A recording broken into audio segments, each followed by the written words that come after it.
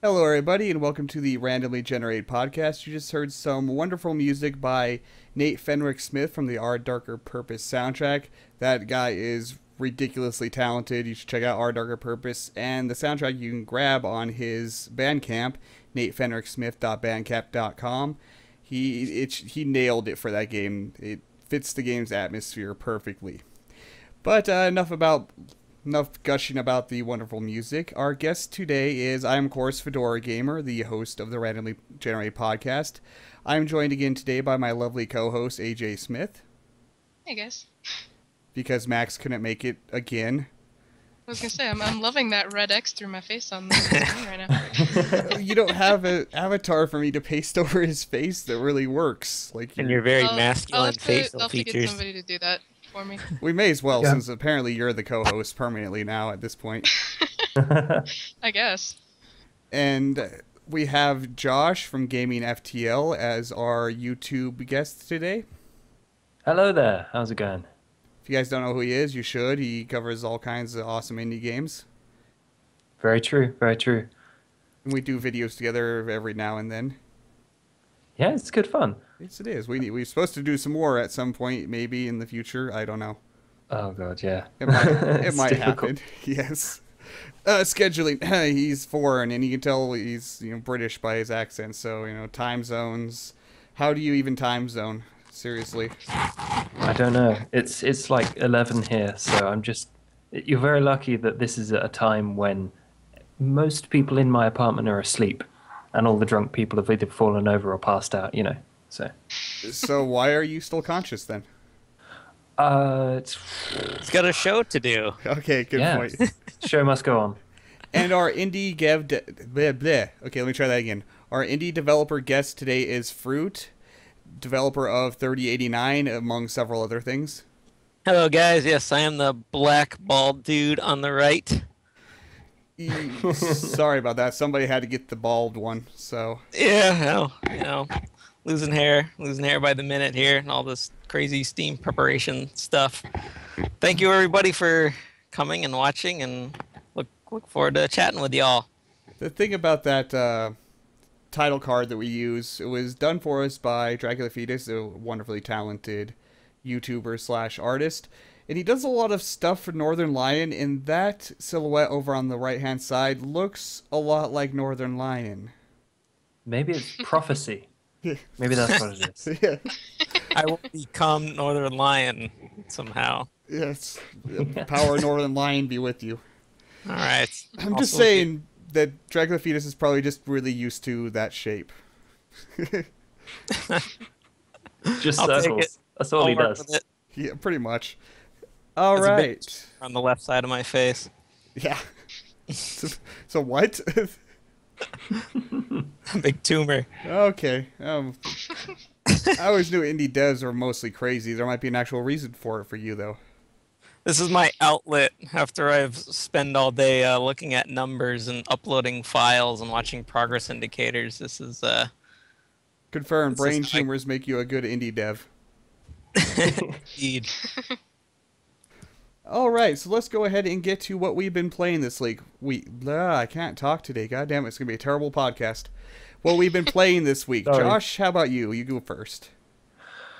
Well, to start off, I have been playing a butt ton of Frozen End Zone, mostly in preparation for a tournament that may or may not ever happen, but also because it's just such a good game. No, I'm It's- in that tournament, but the may or may not happen thing is that several other people in it seem to be dead. So, Well, the thing is, organizing YouTubers and streamers and things is pretty akin to herding cats. yes. It's just because of time zones and all that. So I don't know about the tournament, but basically, And we're not big Um, YouTubers that do this full time. Unfortunately, we still have to have real life jobs, so it's a lot harder to schedule stuff when you don't do it as your job. yeah, it's difficult, but we'll make it work somehow. I mean, but Frozen Ends, I'm just having such good fun. Maybe it's because it's one of the few games I'm actually good at. What's your win-loss at now? I think it's just 19 wins to 8 losses so far. Wow. So 2 to I'm 1. pretty happy with my KD ratio there. My KD ratio. Well, I have 2 losses, no wins. That's my KD ratio on that game. That was against me though, so I think I stole 2 of those off of you. Sorry about that. Yeah.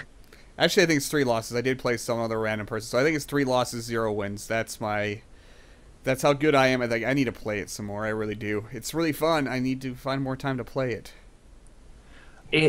Yeah, that's the thing. What I've noticed about it is you start up a game, and then halfway through, someone goes into a different game because obviously you commit your turn, you decide where all your players are going, and then it's asynchronous, right?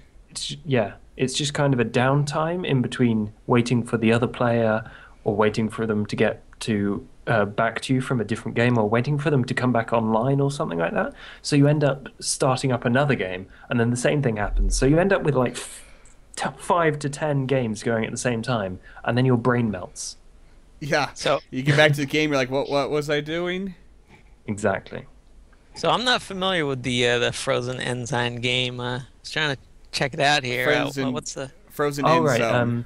Yeah, give a quick intro to it for people who haven't played it, I guess. Okay, well, for those of you that have heard of Mode 7, it's similar to their previous game, Frozen Synapse, in the fact that it is a mainly multiplayer game at the moment, where you face off against an opponent with teams of 5 robots, and your objective is to get the ball to the end zone by way of passing it, running it with your robots to the end zone. And you do that kind of like American football. Yeah, kind of. That's pretty much. It's got very similar rules. And what you do is you have like a phase where you decide where all your players are going. So if they're like, you decide where they're standing still so they can block people off, or if they're running round to the side to make some space or something like that, or like receive a pass. And then you commit that turn. And then when the other player commits their turn, both of the tactical sets play out at the same time, and it's kind of a simultaneous turn-based. Simultaneous turn-based is how they describe it, yeah. And you just have to spend so long. Well, I spend so long predicting what people are going to do, and it's just a game of predicting and risk management sometimes, depending on how bad you're doing.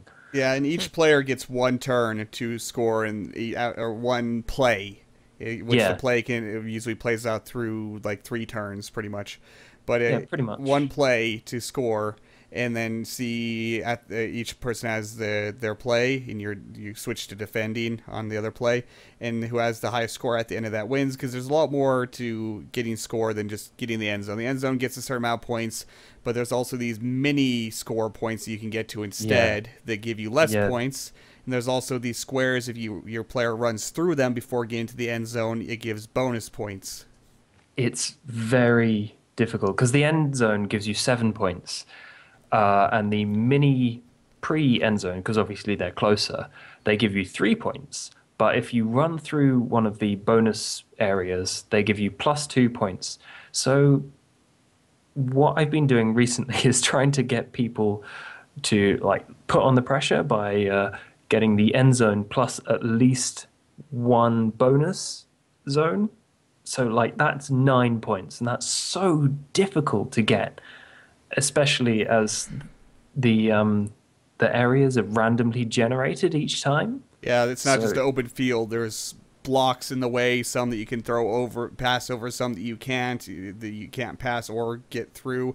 So, and it's randomly generated, which seems a little crazy for a sports game, but the field stays the same when you switch sides. So it's an even playing field for both people because the random generated field stays the same through the game.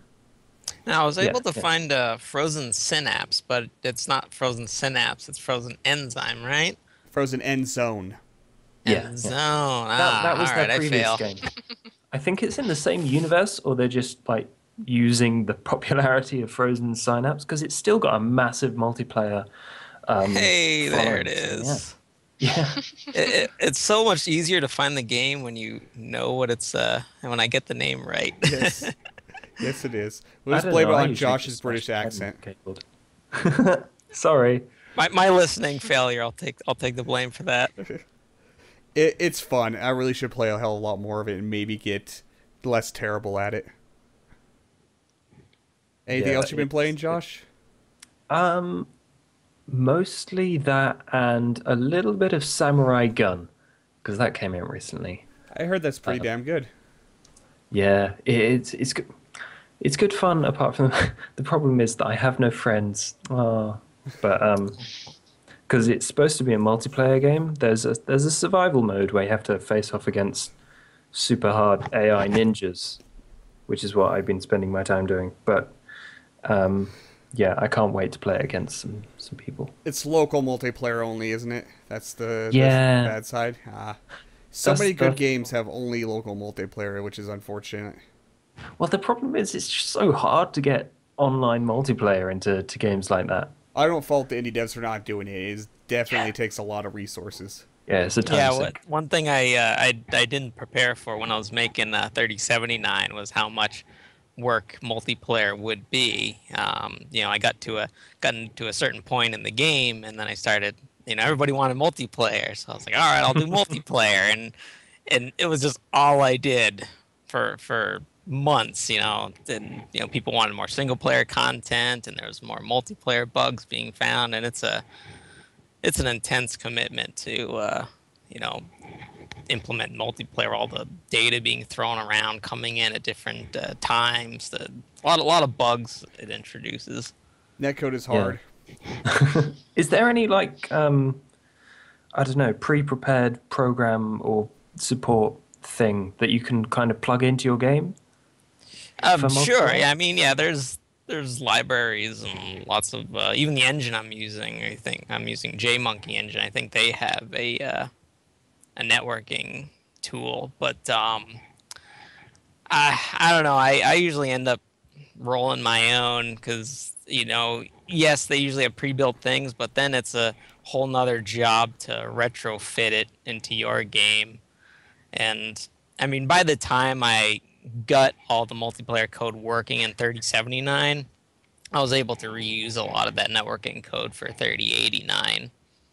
So I have my own written networking piece that I know it through and through, and I can retrofit it to my games. But making it for 3079 at first was a bigger project than expected.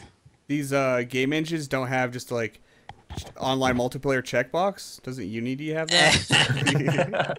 It's right below the make awesome game that will get greenlit checkbox. Oh, okay. Yeah. I seem to have missed that one. You probably were the checkbox that's make awesome game that doesn't get greenlit. That one gets unfortunately checked more often. Is that the one that's by default? Yeah, that's the default. That's why greenlighting is so hard. Not as bad as it used to be, thank God. Yeah, I'm totally with you there. I like how games have been getting through the greenlight process. Even games that don't exist anymore, or greenlighting the same game twice. It's Steam's screw ups in the last couple batches of greenlights. They've greenlit a game that was now defunct and canceled and no longer under development, and they've greenlit a game twice. Well, I know they greenlit Project Zomboid twice or something, didn't they? I don't remember which game it was. It might have been Zomboid. The first game that I think you're talking about is Clang. Might have been. I don't remember the name off the top of my head. It had like a huge Kickstarter, if I remember correctly, and it raised a ton of money on Kickstarter. And all those people who, wanted to see it happen on Kickstarter probably also went and voted on the green light because they wanted to see it, ready to go on Steam whenever it actually was realized through the Kickstarter. That's why I think it was approved on green light. Kickstarters definitely seem to have an edge there because, Our Darker Purpose, which is a wonderful game, and getting your release got greenlit. They just started they had the green light running, but they never actually were pushing it. They were going to wait until after the game was finished, and they got greenlit out of the blue. And I think it's because they had a successful Kickstarter helps them in that respect. It seems because several games something like that's happened where it's got greenlit after having a successful Kickstarter without the developers really pushing for the greenlight campaign. So Well, yeah, that's Yeah, the thing. yeah, Kickstarter's right. kind of a marketing push as well, because Yeah, even if it fails, you get the name out there. it's definitely a popularity gauging tool as well. So Hmm. Yeah, and Valve does say in their every time they greenlight a bunch of games, they do even say that they look at crowdfunding success as a marker Oh of wow, whether something will get greenlit. So it helps. nice. Anything that shows success with your game, you know, publicly even better is it's gonna help you get through that process. yeah, because Have you Greenlight's all about considered it? gauging if it's going to be something they'll sell. That's what they care about. So any way they can gauge that, they will look at. Hmm. And they also want to know that the developer's gonna put in the time and effort to do some marketing on their own and getting customers in to buy their game. And Greenlight's one way where, you know, the developer has to get out there and get their name out there and get people in. And, you know, Steam likes not only having great games, but they also like developers who are good at you know, getting the marketing engine rolling. Hmm. Yeah, Greenlight definitely has its purpose. As flawed a system as it is, it's definitely better. And I can definitely respect this why it exists and like the theory behind it. It just might not work the greatest. Yeah, I've my thought maybe on in the developer and community is you hate Greenlight until it's the reason that you get onto Steam. You hate it until it works for you. Yep, you know, it's either gonna be, you know, where your game sits and never gets approved or gets approved, and that probably has a lot to play into how much you like the greenlighting process. Somehow we got really off topic though. Was there anything else you played this week, Josh? uh, It happens a lot in this podcast, so Hang on, I've Pretty got a much. big list of games here somewhere. Undoubtedly, undoubtedly there are things I've played, but I can't remember. yeah. Oh, Focus. That's a cool little game on what's the thingy?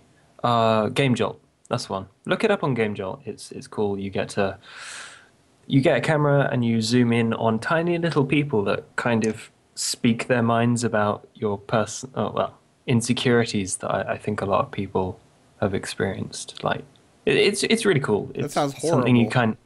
No, it's not horrible. It's not horrible. It's a really well constructed game.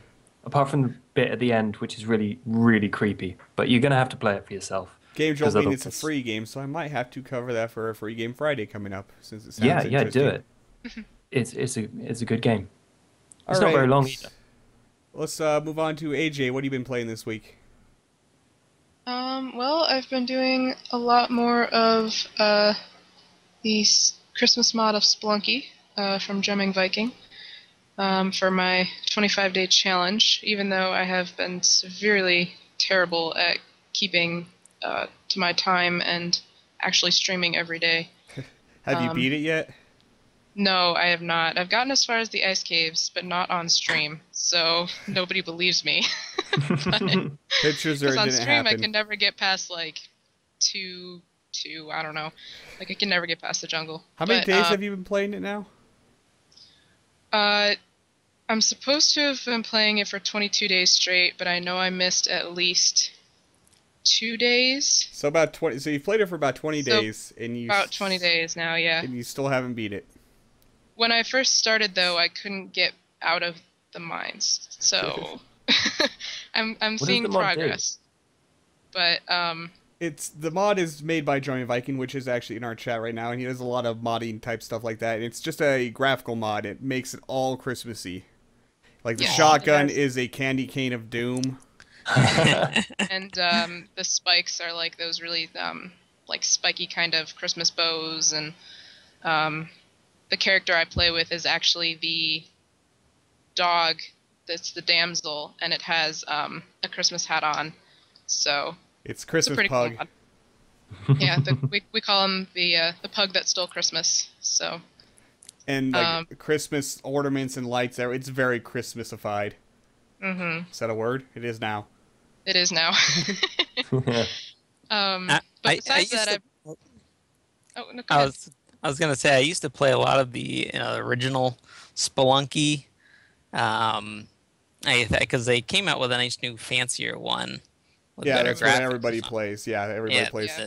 It actually yeah, controls a hell of a lot better than the old PC one too. So yeah. The old PC one I played a lot with. Is it mostly just improvements? Is there any like significant gameplay changes in it? there's a lot more to it as far as I know. As for gameplay I've wise, never played the original one, there's a so lot of I branching couldn't tell paths you. you can take in the modern Spelunky, and I don't think that exists Hmm. in the old school 8-bit ish Spelunky. Yeah, I'm gonna have to check that out because I spend way too much time on the original Spelunky. I loved all the procedural generation Yep, it's still with got it. all that. Definitely, it looks a Yeah, lot better, controls a lot better, and a lot more content. And yeah, it's by far a definitive version of Spelunky. Yeah.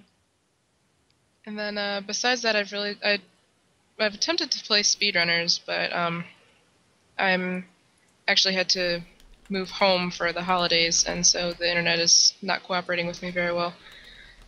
Oh, But then I also yesterday participated in the Disco Dodgeball tournament that was going on, and that game is a lot of fun. I really enjoy it. I have it. I've never played it, which I have a lot of games I have yet to play. Unfortunately, I do that a lot. Yeah, it's a lot of fun. Um, the developer was able to give each individual team like their own specialized backplate to their character, so you could tell who's. I mean, besides for the fact that you're different colors, but like you can tell who belongs to what team. Yeah, I heard So about that. That's really cool. The developer is yeah, it was really cool. super cool for that.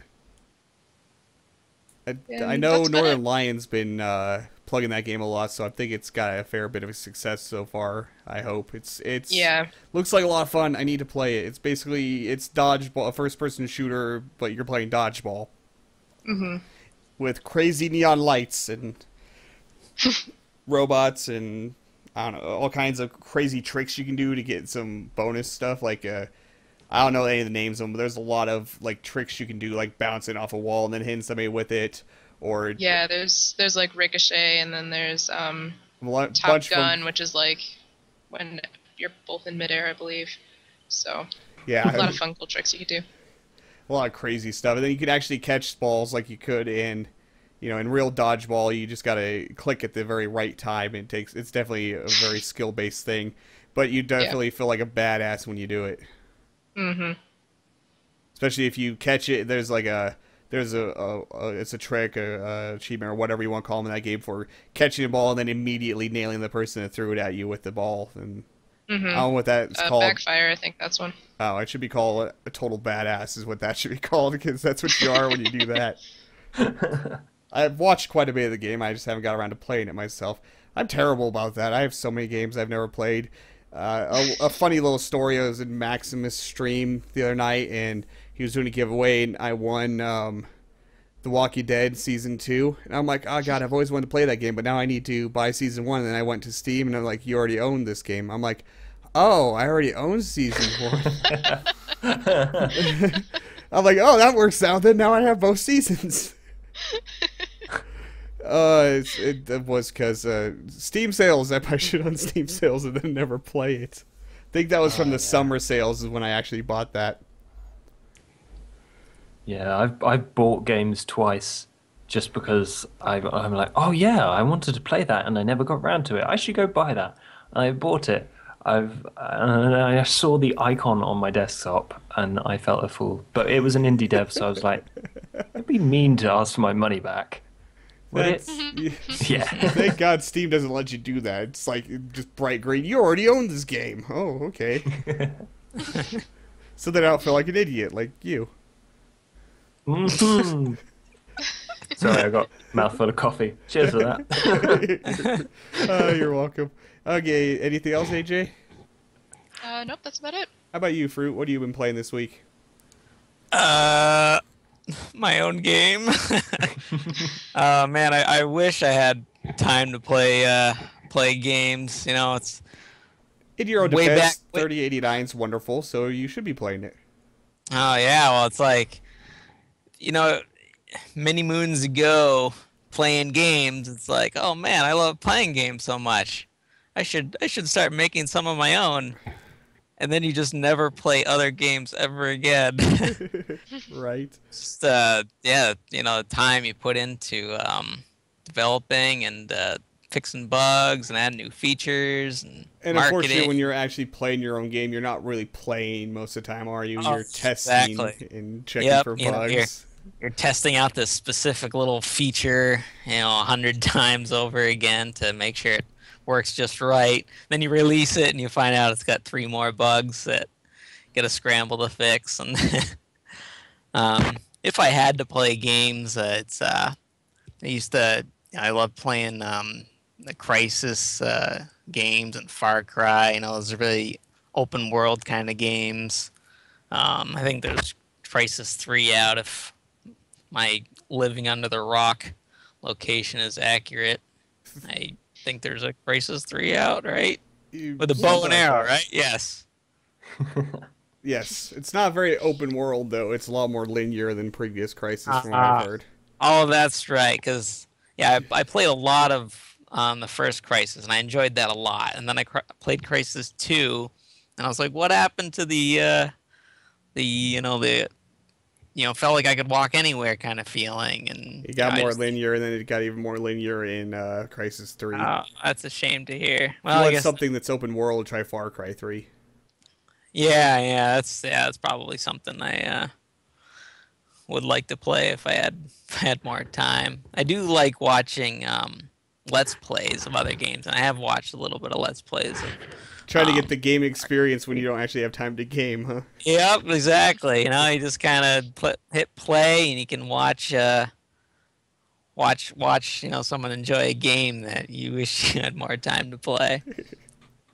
All right, for me, well, I've been playing a hell of a lot of Our Darker Purpose, which the pre-show you guys heard some of the music for the soundtrack of Our Darker Purpose, which is wonderful. It got a big update recently, and I've been like sucked back into it for the last 3 or 4 days, playing a hell of a lot of that. And it's getting close to its content complete for the most part. Right now they're at balancing, polishing, and bug squashing stage, so it should be having a full release in the nearish future, and which will be on Steam, of course, because it did get greenlit, thankfully. Game is wonderful. It is so good, and I'll throw a link to Our Darker Yeah, Purpose in the chat It looks here. like a really great game. I've seen a couple people play it now. So hard though. I've only been able to beat the chapter 1, which is it's a 4 chapter game. No, I beat chapter 2 last night. Haven't got much farther than that, and that's how far I was able to get in the previous build.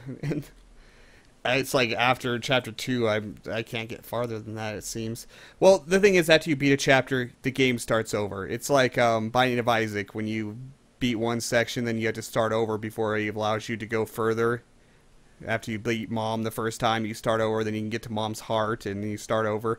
And the thing is, I only get past chapter 1.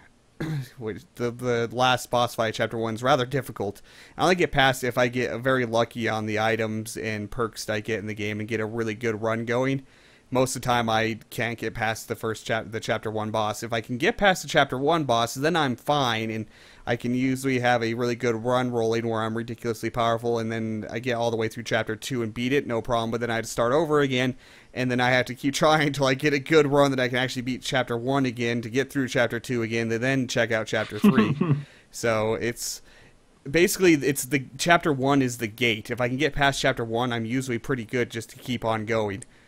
But if I can't get past chapter 1, then it's start all over again. Which it's got that roguelike stuff, which is starting all over again. It's fun and fine, and I love it. So watching the Nice. trailer here, it reminds me of Binding of Isaac. yes, it's very. Yeah, me too. It's a lot like Binding of Isaac with its combat, but has a hell of a lot more depth to it, a lot more RPG-like elements, and a amazing Tim Burton-y style art style. Nice. Is there a story to it? Because obviously it comes in chapters. Yes, which I don't read a whole lot of the story. There's a lot of lore things you can pick up, and every chapter gives you more of the story. But basically, you're at Edgewood, the Edgewood Home for Wayward Children. It's an orphanage, and it's like an old school type orphanage where it's the school as well. And shit went crazy, everything went evil, the administrators disappeared to the higher floors, and kids all just attack each other. It's a bunch of evil, creepy children is the whole theme of the game. I would Also, not send my kid to that school. I would. It's a wonderful place.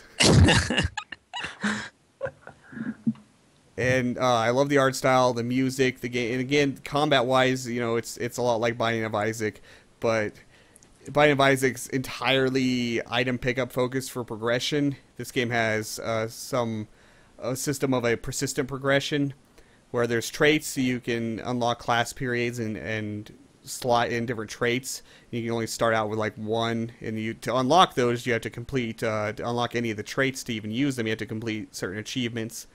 But then you can, as you get further into the game, like every major chapter boss you beat, you get one more class period to be able to equip another trait. You get credits for beating every floor, and then some achievements, instead of unlocking traits, they or classes, as you want to call them, or whatnot. They'll give you a big chunk of credits, and you use those credits to be able to get the classes. You have to unlock them through achievement, but then you still have to purchase them with credits. So that's what you use credits for. So there's four main ways of progression. There's item drops as you're playing. There is leveling up as you play. Whenever you level up, you get given the choice of 2 randomized perks, which there's a pool of perks, which 2 you get to choose from is randomized, some of them being extremely useful.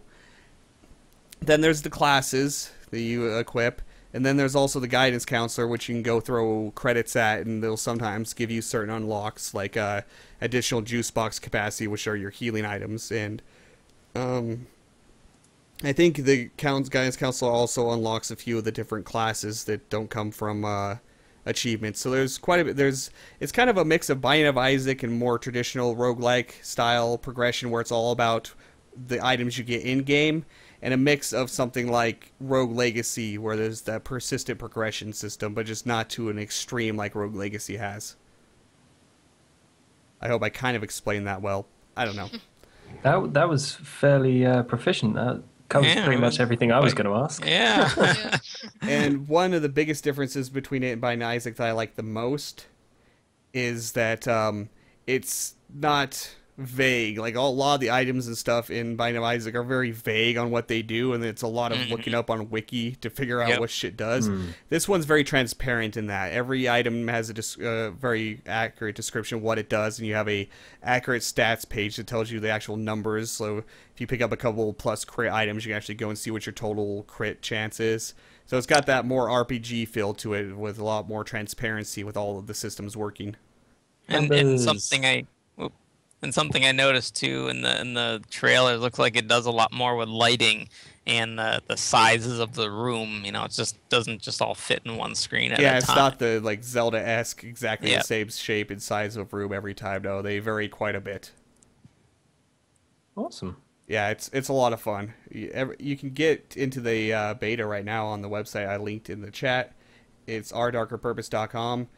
But it will be up. It will be a full launch in the near future up on Steam, which will actually be a lower price than buying into the beta, because I've had to go on this rant a couple times. It's a practice I don't like, because it was a Kickstarter game, and when it was a common practice on Kickstarter is to have like alpha and beta access at a higher price point on the different donation tiers than the base price of the game, the one that gives you just the game. It's a practice I don't like, but it's effective on Kickstarter. But then when you're then making the game after the Kickstarter, and if you want to release the beta and alpha publicly, you have to keep it at that same price point, or you're going to have a bunch of rage from the Kickstarter backers if people can buy into the beta for less than they gave during the Kickstarter, which is a stupid mindset, because Kickstarter is not a purchase platform. You're donating to the game to make it, you're backing, you're funding the game. It's not about the reward you're getting for it, but that's not how the general stupid public sees it. So that's the thing, people expect rewards. So. Yeah, so they have to keep at that higher price point, and it's a practice I don't like, because I never believe in charging more for your game, to charging more for people to test your game for you when it's an alpha and beta. I never believe that. It needs to be the same as the launch price or cheaper, which is a practice I actually like. But Yeah. it's because of using Kickstarter and that practice that's generally used on Kickstarter and is admittedly effective on Kickstarter, then pigeonholes the developer into having to stay at that price point. So It's true. That's what happened with Planetary Annihilation, isn't it? They ended Yep. up charging a ridiculous amount, like $90 for the beta on early access on Steam or something, didn't they? yeah, but Wasteland is doing that too. He's $60 right now on Steam to get the early access of it because that was the beta price point on the Kickstarter. So Oh God. Might wait for that then. yes, so anyone that doesn't want to pay more for the game right now while it's in beta, it's a wonderful game and worth $30. But if you don't like that it's more expensive during beta, I completely understand, and just wait a little while longer and it will launch fully. So Well, that's the thing. You got to be frugal with your money, even if you want to support a developer and all that. But if you don't want to pay more than the retail price, then that's absolutely understandable. yep. If you pay the $30 for the beta access, you're doing that to willingly support the developer. And you are a great person for doing so, but I absolutely do not blame you for waiting until it releases, which is, I don't have a concrete date on that, but the game is content complete, and so they're just balancing and polishing and bug fixing, so it can't be too much longer. I should ask them. I'm pretty good friends with the devs. They're really cool guys, Will and David. And there's a item named after me in the game, actually, because Awesome. of my efforts during their Kickstarter. I pushed that Kickstarter like it was the newest drug on the street. It's the only Kickstarter I've actually backed higher than like the base cost of the game. I threw as much money as I could possibly afford at the time because I wanted the game to be real. Because it was wonderful, and I did a video of it because there was a prototype during the Kickstarter. But the thing was, the game was less than 50% funded with 6 days left before they put the prototype out. So it was a very photo finish on that game. And I pushed it like crazy. I was tweeting like nuts. And its last day, it was still $10,000 down, and it succeeded. Wow. Yeah, but I got Northern Lion to retweet it. I got Mike Bithell to retweet it. I got Jesse Cox to retweet it. So I was going like crazy Twitter campaign. And while I was at work, I was in the bathroom tweeting like crazy. I was like, Hey, that's where a lot of good work gets done. Exactly. So, and the developers noticed that. They named an item after me, which is called the Fedora of Crisis, which if you're at 20% or less health, you get 75% damage resistance, which is an amazing item. I have to get that item to actually have a good run in that game. Kind of fitting, I think. So it happens to be the best item in the game as well. I'll just say that, in my opinion. Yeah.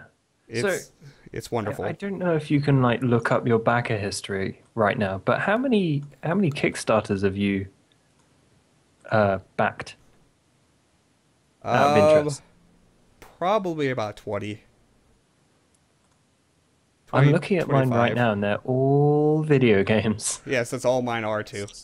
Every time I cover a game on my Kicking It series, which is a Kickstarter game video series, I always back it. Yeah.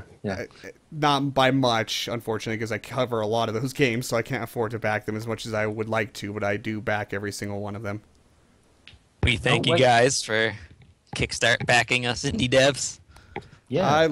So many good things have come. A lot of negative press about the Kickstarters that go bad, but so many have gone good. Yeah. And Our Darker Purpose, while not completely released, it absolutely will, and it's a wonderful game. Risk of Rain, wonderful game. Starbound. There's so Race many to the great Sun. games. Yeah, Race to the Sun. There's so Strike Suit Zero. And I know there's a bunch more in my head, but I can't think of any right now. But so many great games have come out because of Kickstarter, and unfortunately, all the negative Kickstarters are what get all the press. Well, yeah, you get press. You get press if you either were a terrible failure or a big success. Yeah, nowhere in Right. between, right? Yeah, right. The middle is the donut hole. Yeah, it's a shame, but at least it's a vibrant program to kickstart and fund your project with. I think it's really cool. Yes, it is. And that's basically all I've been playing, besides the few games I've made videos of, because I've actually made less videos than I should have because of playing Our Darker Purpose.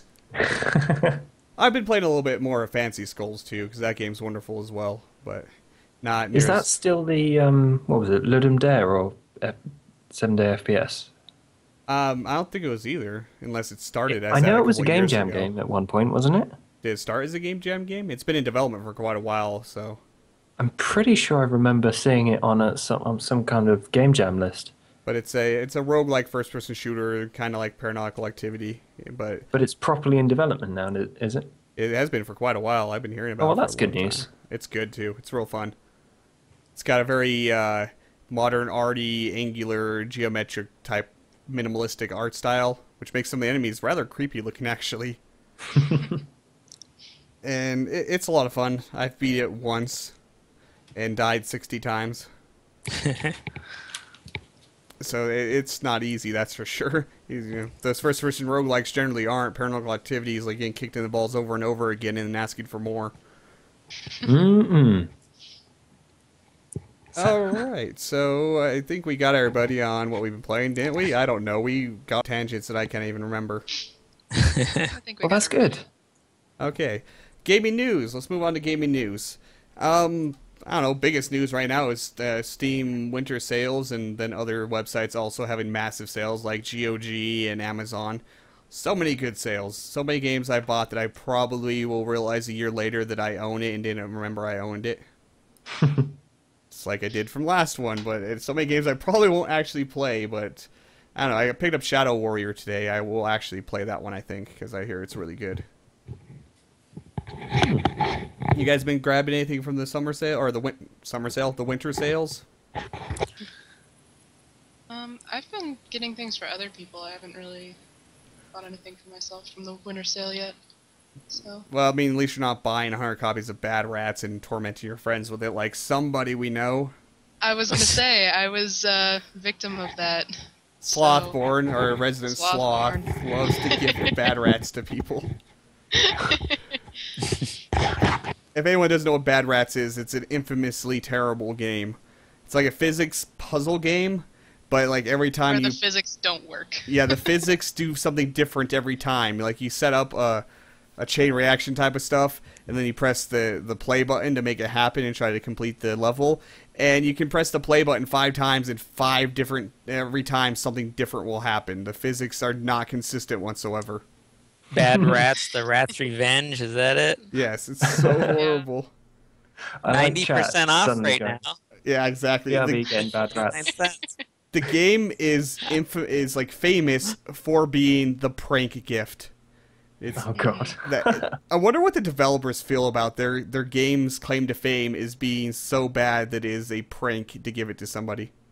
Is it one of those games that's so bad it's good, or is it just No, really, really bad? just- No, really, it's really just bad. really bad. Oh, It's really, really bad. Like you can have the same setup, like Fedora was saying. You can have the same setup, press the play button 5 times, and 5 different things will happen. nice. It's ridiculously amusing to watch someone play it on stream, though. Because Oh, of yeah. how bad it is. It's so bad it's entertaining to watch somebody suffer through it. Oh Yeah. dear. It's getting I'm some not decent looking forward to recommendations. that. People recommend it to troll people. Like, seriously, that's exactly why anyone recommends it. It's the troll game. I made the silly mistake of offering my stream viewers to vote for a game for me to play as my punishment for not completing the 25 days, and Bad Rats was the winner, so I'm not looking forward to that. I looking will forward to it. watch I'll be that. streaming What's Bad that? Rats sometime soon. I will be watching that. Oh, I'll watch No. you. I'll watch you and enjoy your tears. yes. Schadenfreude. Sloth said he will have the box of tissues ready for me, so Don't punch your Or- monitor though. I'm a jerk for buying it for me in the first place. Just like don't rage punch your monitor. Monitors are expensive. Yeah. Yeah, this reminds me of an Incredible Machine here. I'm watching the awesome trailer for this game. I kind of want it now. It actually looks decent until you play. It looks like it's horribly gruesome, like and very not politically correct. You got like suicide bomber rat, like it's Oh, a yeah. Taliban rat. It's Yeah. it's offensive in a lot of ways, and oh god, it is famous for being terrible. Oh, good. Well, that's just what you want in a game. Yes. Yeah. And Nice. so yeah, Cat's on fire. so yeah, that's on the summer sale, 90% off. Winter sale. God, why do I keep saying summer sale? Because I bought like 100 games during the summer sale. I'm too poor to buy that many during the winter sale. I've just been avoiding the sales like a plague. I don't have the money. So good though. $2 for a game. I'll buy it. I won't ever play it, but I'll buy it. Oh, Jesus. I was actually building up my Steam wallet to try to buy Starbound with it in the near future, because I plan to do a series of it once it hits like beta 3, when the story is actually there and character wipes won't keep happening.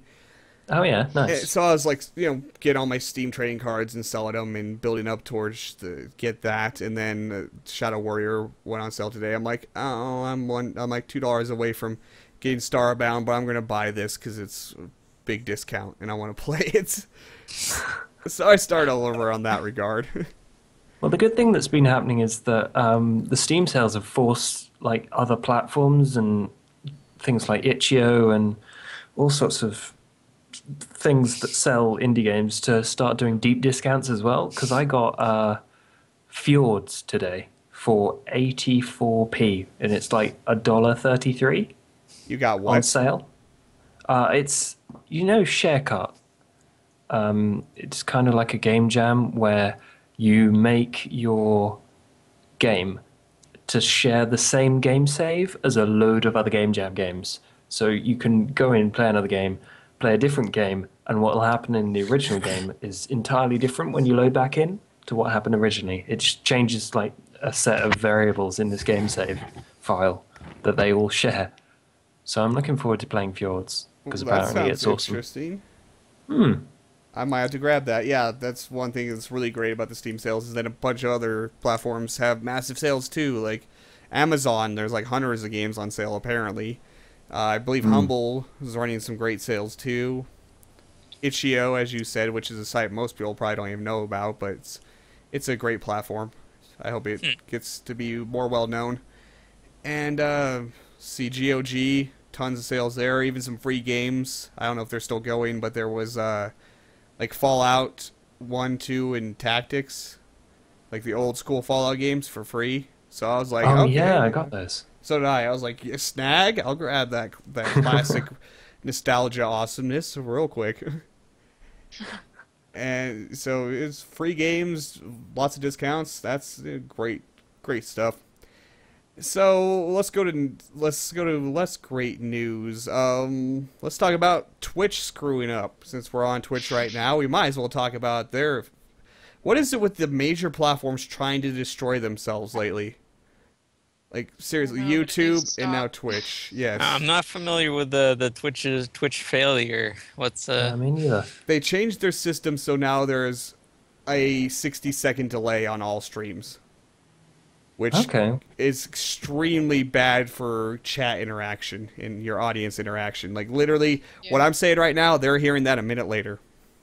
Oh god. And it's really hard, especially when like you're playing a game and you're asking like for their input or something like that, or they could even just say a comment and you look back at it and it's 60 seconds later. You don't even remember what you said 60 seconds before. Or like what they're responding to, because sometimes the comments are something like, well, yeah, I agree with that, and it's like, well, wait, what do you agree with? Yeah, it's not really live streaming when there's a minute delay. Just saying. Oh, and that also for me as an indie developer, watching you play my game, if I'm watching you play my game and I'm also hearing you on the Skype is live, and then I'm going to be seeing what you did a minute. Yep. There was always like the between 5 and 15-second delay, which also made for entertaining amusement when someone's trying to watch you play a game while they're in the call. It would always be amusing. But now they say between 10 and 60 seconds. Now it's pretty much always 60 seconds now. Mm-hmm. And that sucks. They grew, and as Aldershot in the chat said, pretty much Twitch was getting completely bent over by the console launches with Twitch integration, because bam, a lot more people streaming now. So they made modifications to their system that they say improves video quality and allows them to serve 15% more traffic with the same hardware, but also puts a 60-second delay on everybody. Not so good. Now, so thanks, Twitch. Everybody else is now talking about different streaming platforms because Twitch is screwing it. Yeah, when you're a large streamer, it doesn't make a difference. When you're a streamer that has thousands of people watching in your chat all times, you basically don't interact with them anyway because it's not possible. It's the small and medium streamers this really negatively impacts that thrive on audience interaction. Yeah. Yeah, Yep. that's What are the been alternatives terrible then? for mine, I know that. Somebody was talking about Hitbox TV. I saw a bunch of people tweeting about that yesterday. I might have to look into that. But between YouTube and now Twitch trying just like doing everything that's anti-consumer and anti-content creator, it's like, seriously, you have the biggest platforms in existence. Why are you trying to destroy them? Why? Stop. Please, just stop. But we won't get onto the YouTube thing because I don't want to rant about that. I've ranted about that in like the last 3 podcasts because they keep screwing up. So let's not rant about that today, please. I could go for an hour at least. Other funny news is the prestigious winners of the Worst Company in Existence Award 2 years running, EA, is now being accused of insider trading. Oh, yay. All right. It's hilarious. Basically, there's a class action lawsuit being put up against them because they say that they intentionally misrepresented Battlefield 4 in its advertising and its marketing of it which caused their stock to raise. Which then a lot of bigwigs in the company sold their stock off at the high point, and then they released a ridiculously buggy and broken game, making their stock dropping after that. So people think it was intentional, which might be. It's EA. They're evil. It might be. No proof, really, though, is all I gotta say. I just find it funny. I like to point and go, ha-ha, at EA, so. Yeah, they did write a letter in response to being the worst company in the world, and one of the things that stood out to me was their statement that the tallest tree in the forest catches the most wind, as to say, if they're just a really large company, so the reason why they're getting so much negative press is because they're just so big, and so a lot of people like to focus on big companies to complain about. But or you could stop doing evil shit, and then people wouldn't complain about it in the first place. Right, of course. Yeah, like the whole Sim City rollout and all. Yeah. They're not the worst company in existence, but they're the worst game company. That vote was pretty stupid. EA beat out whatever oil company dumped ridiculous amounts of oil in the ocean. All that nonsense and all kinds of other beat out PayPal, which is pretty much a terrible company. So I will say EA is the worst game company, but they didn't deserve the worst company period award. Like, what? I mean, it was an internet-based vote, right? Yeah. So I mean, a lot of in the internet community probably rounded up people to vote EA, not just BP Oil. Yeah. So, and I imagine that EA don't actually have all that much oil to dump in the ocean, so Yeah, exactly. I mean, if they did, you never know.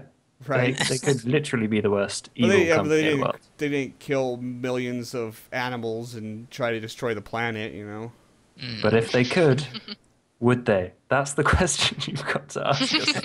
If they think they could get away with it, they would.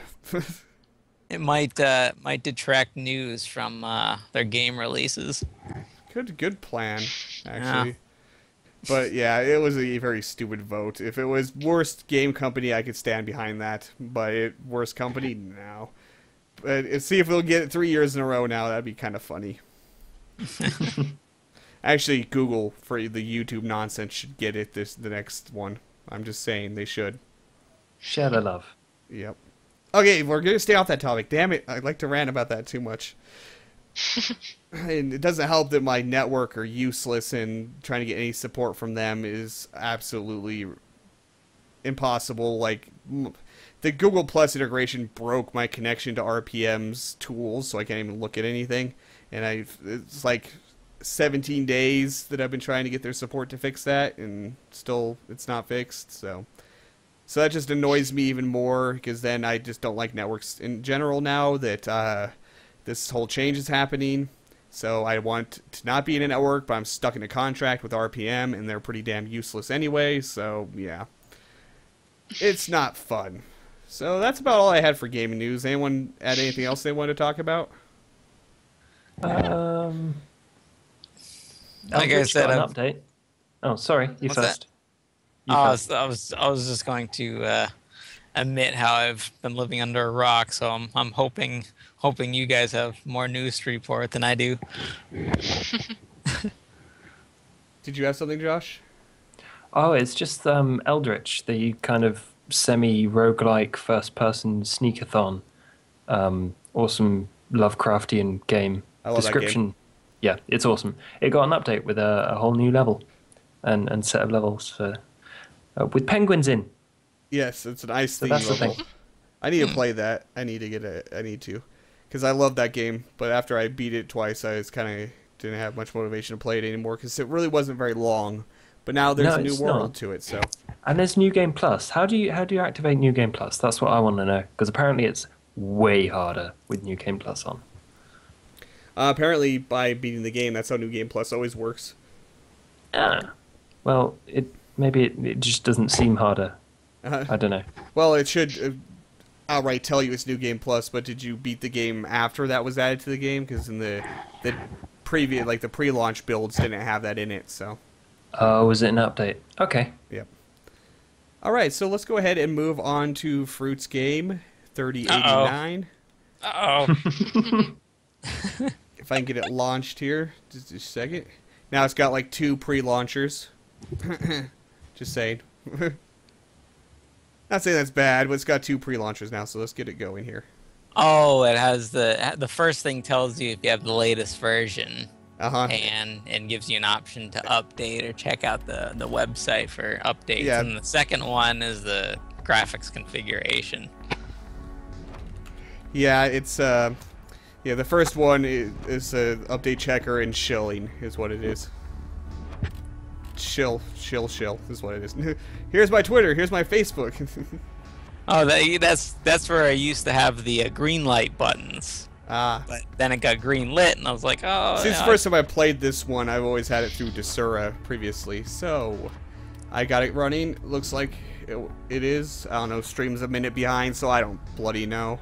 It should be running. I'll go ahead and fire up a new game. If you want to go ahead and give the people the elevator pitch as what 3089 is. Phroot? Oh, no. I was checking the stream here, waiting for the game to come up. 3089, yes, of course. It is a futuristic action role-playing game.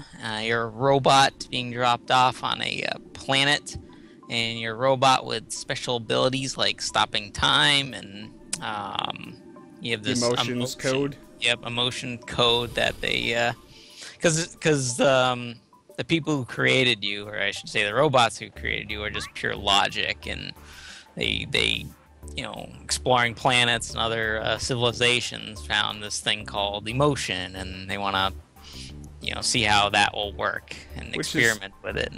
Which is the story of the game.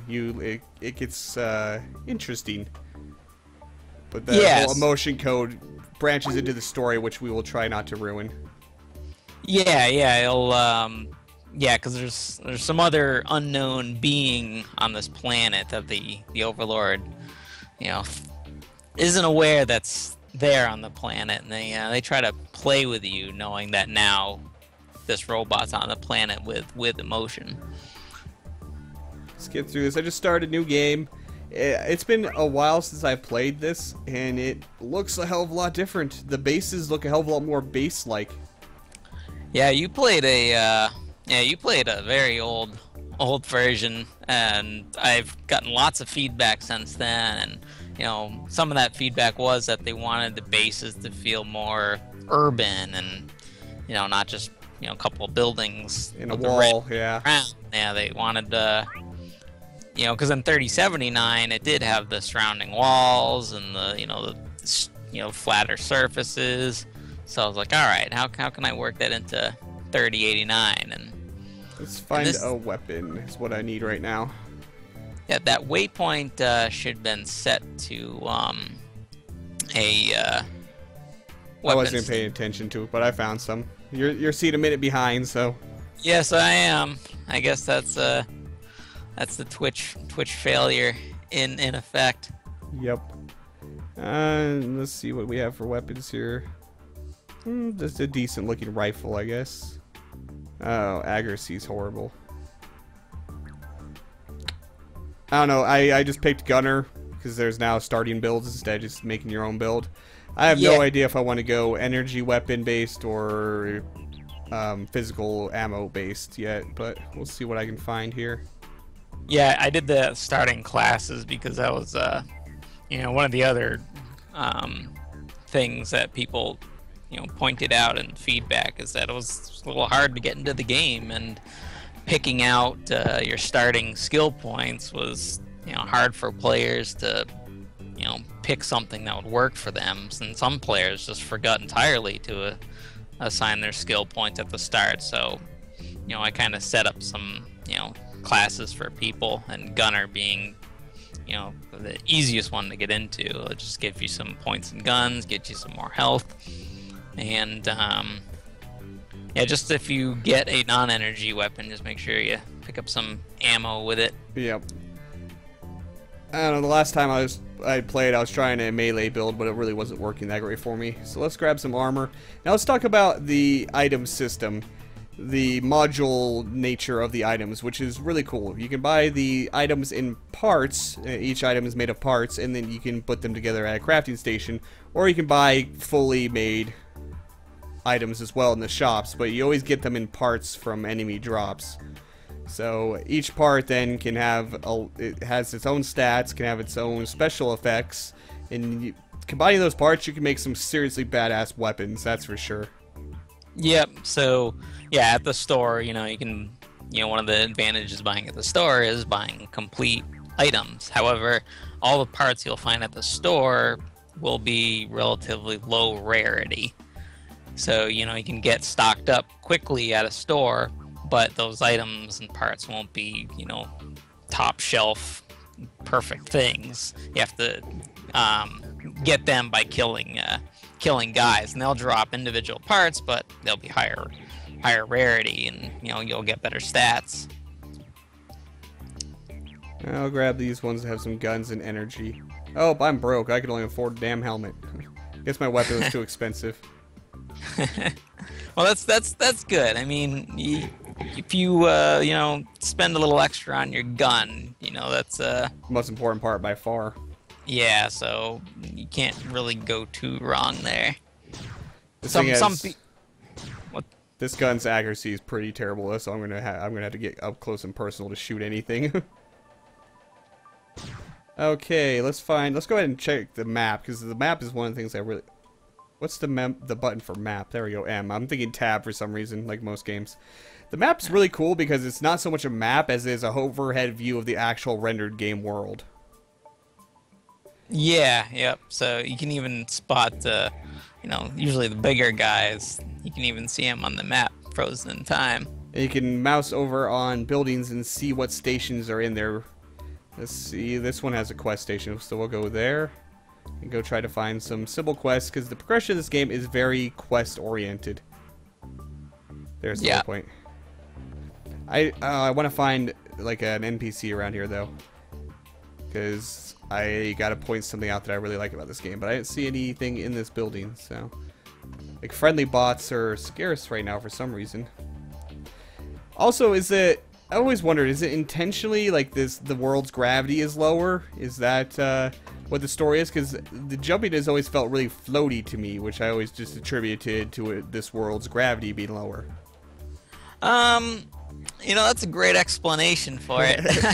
I just really liked being able to jump high. I just like that mobility and, being able to, hop up tall things and, run quickly and grappling hooks, and I just like that mobility. And when I played with it, I always just wanted to jump high, so I implemented it as a high jumping mechanism. And also gave me flexibility for people who play more burdened. They don't put as many points into agility, so the burden system's a pain in my ass, I'm just gonna say. Yeah, over time I've been reducing it. In the older versions, it was much more restrictive. However, yes. in this version, I made agility points give you, more room for more weight. That was actually a suggestion I gave you after my videos. I'm like, it's way too restrictive, and then your next update, you made it less restrictive. So it was really cool, actually. Yeah, and I think it might have even gotten even more less restrictive in this version. I don't remember which version you played with, but you get bogged down real quick when you're out just hunting stuff for loot. Oh geez, something shot me. Okay, we got a blue guy here. One thing about energy-based weapons, they don't take physical ammo. You have an energy bar here, or energy, it's not bar, but energy percentage. And your shots take that, but it only fills itself up automatically up to 25%. If you want to fill up above 25%, you have to use energy refill consumable items. But energy weapons have the advantage of being able to do a charge shot. None of the physical damage, physical projectile or physical ammunition weapons can do that, but the physical weapons can get scopes on them, which the energy weapons cannot, correct? Yep, yeah, you explained that pretty well. It's and the physical weapons also can get silencers. So out of the box, energy weapons are probably a little easier to use because you don't have to get ammo and you get that charge shot. But ammo-based weapons you can build up to be a better gun with the scope and the silencer. Yeah. And also, you don't have to worry about putting points into energy with ammo-based weapons, which will free you up. And not only is the scope and silencer good for if you want to keep stealth, scope, again, you have a high accuracy, you can make sniper rifles with the scope, but those are also two more items that can be put onto your weapon that actually can have additional stats as well, so you can have more stat gain out of the physical type weapons than you can the energy type weapons. Yep. So the energy, though, you never run out of ammo. You just gotta dodge for a while to let your energy refill, and that charge shot can be quite powerful. So it's very much a trade-off. Yep. Yeah, that's how I. Let's go ahead with a kill a gang of 4 robots. Some of the randomly generated quests are bloody evil. Like, get to this guy in the middle of enemy territory without being attacked. It's like, oh god, why? Yeah, I have a loadout of some items like the radar. Like, I guess you can't get the radar until you get the construction tool. But radar? There's like the you can build a radar. Ooh. So you can see enemies on the map and see them also through walls. So you can that'll be helpful for trying to sneak around.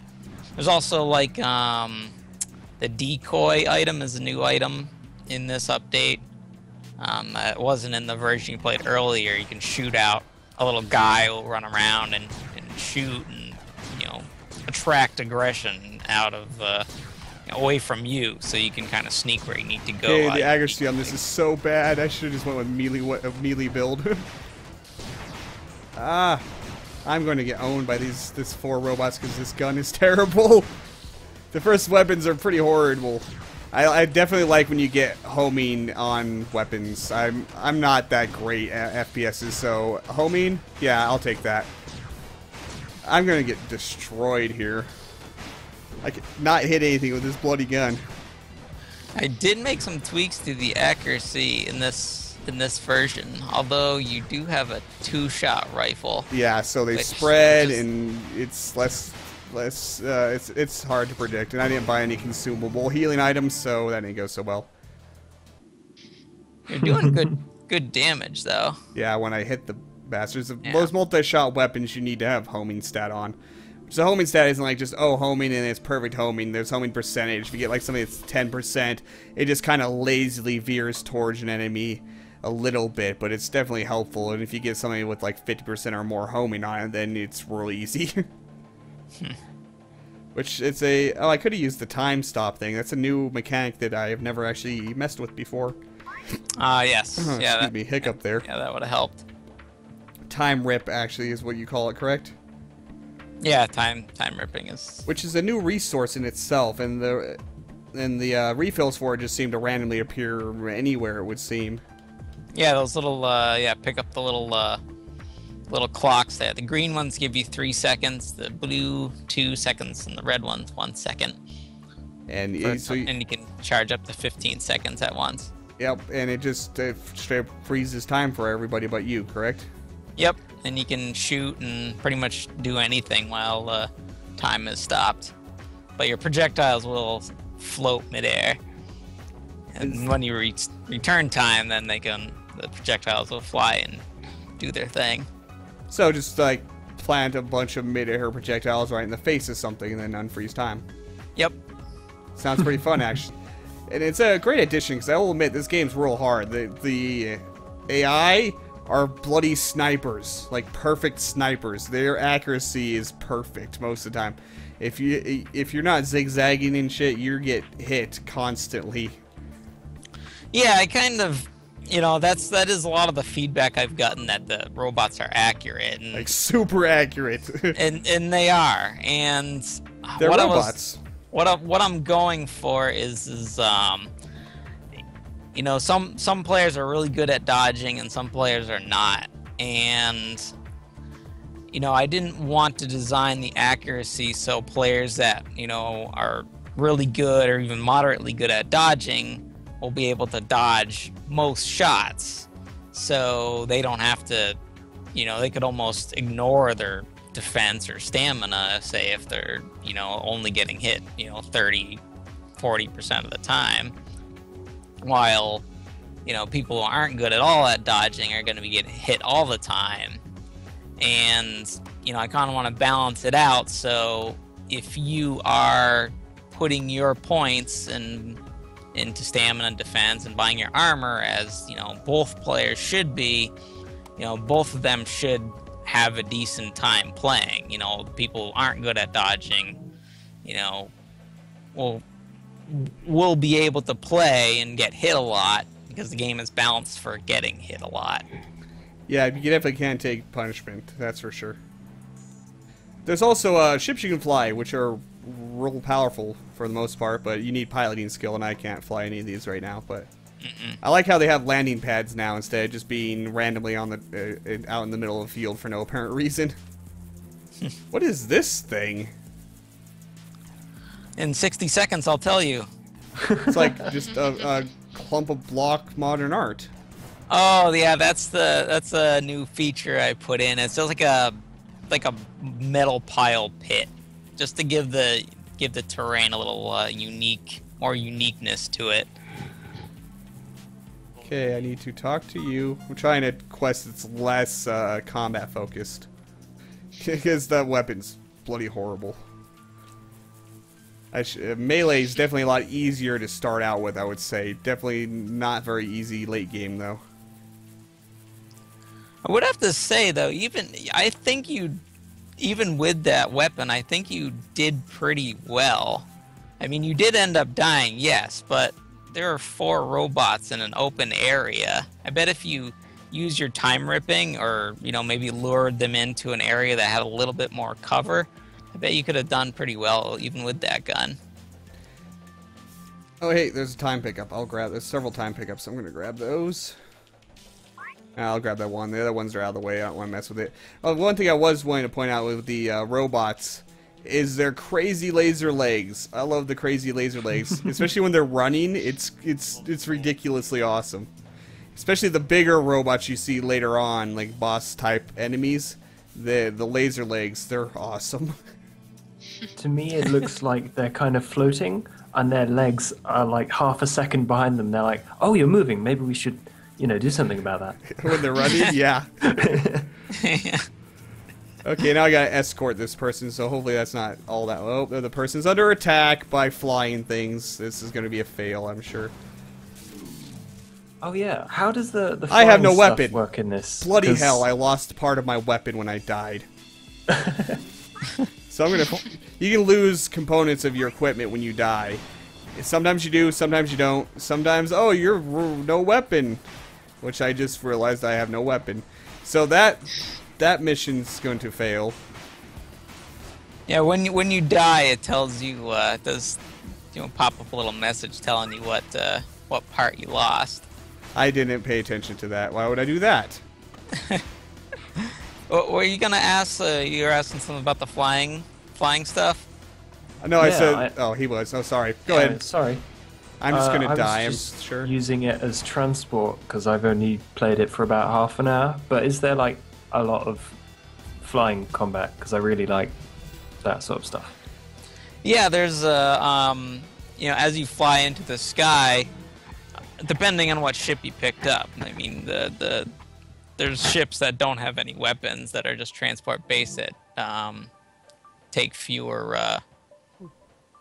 pilot points. But if you hop into the ship with wings, you can go shoot stuff. There's guys in the sky. There's new NPC types that spawn later in the game that give you some more flight combat.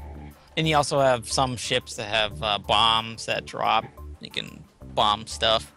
So there definitely is some air combat, and I look forward to when you get to it and try it out a little bit more. You can give me some feedback if you're interested. I actually beat that quest because the guy I was supposed to escort just booked it back to the base with me. Since we, so I actually I can't remember how to get to the skill screen here. Try P. P. There we go. And this is how you progress in the game mostly, is completing quests to get skill points to get better. Agility, very important, because that keeps your burden from hosing you. And then just based on what you want to do, Prestige is a really cool stat. If you want to build into Prestige, you can actually get friendly NPCs, friendly robots to fight for you. Become a little gang of your little army of robots. And I believe it's actually quite plausible to have a no combat build where you don't fight at all yourself and just have your minions do it. Yep. If you put all your points into Prestige, yeah, you could just have a ton of followers and kind of wander around and watch them destroy stuff. And as the story progresses, new kinds of robots are introduced, like some ginormous ones that you can actually get them to fight for you. These giant tank-like things. Yep. Awesome. Yeah, the spider bots and stuff. You can have an army of all sorts of different types of robots and other ships too that fly.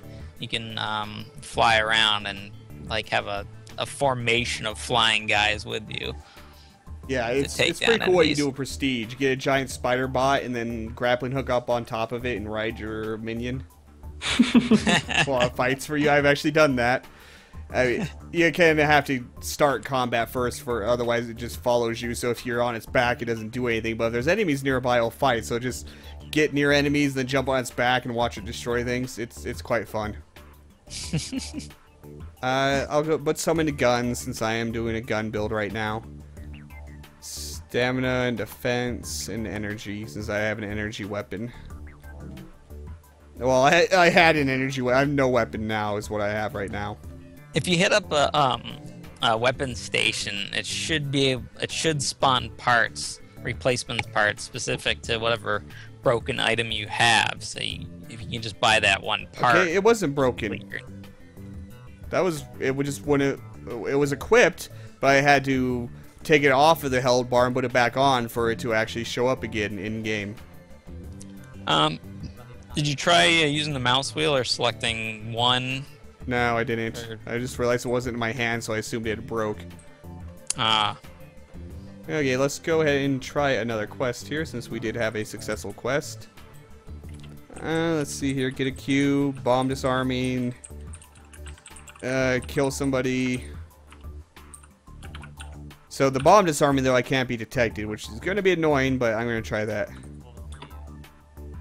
I'm going to try this one. And getting skill points to get stronger. That's the main focus of this game, as well as it being very loot focused with the module loot system. So it is very much a loot horse game, where then you in a very customizable method make your own equipment, which is what I really like about this game. Let's get this time stop thing here. Oh, okay. This guy's still following me that I had from the last escort. Did he become my minion for no apparent reason? Yeah, he becomes your minion as a benefit of completing that task. You know, there's some players who may not have prestige, and they might want to take a escort quest task because that kind of nets them a free follower. Oh, that's cool. Except for they generally aren't a good thing to have when you're doing more stealth-based missions. Well, that's a bug that I fixed, or should be fixed now. And I think in my first stable release, I fixed a bug where your followers would go and kill things, even if you're on a quest task that required no killing. Yeah, but the ones that require not being detected, your minions can still be detected and fail it for you, can't they? I hope not. Well, I mean, if they get detected, then I don't think them being detected fails it, but then the enemies then come to you and then detect you, and I don't know. It seems like where I need to go to disarm his bomb is inside of a hill. Is it? Yes. It's in development, ladies and gentlemen. I'll just point that out, but that's not fun. It's inside this mountain, apparently. All right, I can fix that. Your name. What I can do is get the name of your world, which I believe is Fedora Gamer with a capital F and a capital G. Yeah. And I can spawn this exact same world, and I can, you know, I got a debug mode that'll show me where all the spawn points are, and I can figure out why it put a spawn point underneath that mountain. Because Bug hunting live with Fedora Gamer. That shouldn't happen. Either that or anyway, you put a digging tool in it. I think that's the answer. I do have a workaround for this. If you hit Q and bring up the quest screen, you can say report missing target, and it'll respawn it for you. Oh, hey, cool. That's very useful, because in previous builds of this game, that was actually happened kind of often. I don't want to say that, but it happened something like that used to happen fairly often, so that's good that that feature's in there now. Because it has been quite a while since I played this game. I played a much earlier build of it, and I love the game and all, but, you know, the YouTube channel, I don't have time to play games for fun as much as I would like to, rather than just recording them. So, but now it's spawned out here where there's enemies that I cannot be detected by. So I've actually made it a lot harder. Well, made it from impossible to hard. Yeah, there's a blue guy standing right next to it. Thank you, game. He's moving away though. Oh well, my minion went and attacked him, so I'll just let my minion finish him off as long as I stay out of range. It won't notice me and fail the mission, so... Good minion. That's a good minion. Okay, so maybe they're not terrible during these type of missions. Okay, now let's see if I remember how to do a bomb disarming here. Press left, up, left. Bomb disarming is a fun QTE. It's not bad QTE though. QTEs are generally hated by gamers these days, but it's not a bad QTE. It's pretty simple. I just want to say I tried to keep it simple, so people who didn't enjoy them wouldn't be too put off by them, and people who did enjoy them have something there to... Okay, now I have to kill a flying guy. That's going to be tough with this weapon, but... Oh, I just nailed him by accidentally firing. Okay, minion guy, kill this thing for me, would you? Because he's, like, screwed my world up. Where'd he go? Oh, I was stunned. Okay, I got him. I'm getting a little bit better at aiming this thing. Those flying guys are actually kind of larger targets, so it's not as hard to hit them. Okay, now where do I go for my quest? Farther into enemy territory with little health. That should be good. You're doing all right. Yeah. Only died once so far. You die a lot in this game generally, so. Okay. There we go. Quest completed. More skill points get stronger, and that's how the game flow works. So after you complete a couple quests, storyline stuff starts happening for you. So. Oh, I'm full on time rip, which I keep forgetting to use. I'm not used to time ripping, so. Can you change the time? Does this have rebindable keys? I'd like to change time rip to like middle mouse button, actually, because T is awkward to me for some reason. You can change inputs. I'm not sure if it will accept the mouse button. It might. I'm actually curious if it will or not. I've only tested changing buttons to other keys on the keyboard. Okay, let's see here. Time rip, where are you? There it is. Press new input. Nope, it's not taking middle mouse button. Yeah. Fix that. In development. This game's been in development for quite a while, actually, hasn't it? For a year, I guess? So what, do you have any projected I haven't been keeping finish? track of time. Do you have any kind of time frame projection on when you will consider it finished? Oh no, man. That's always the big question, though. That's the unanswered question. It's like Time rip, work. Time rip, work. Why is it not working? It's not a connect. I'm stunned. There we go. That's why it wasn't working. I was stunned.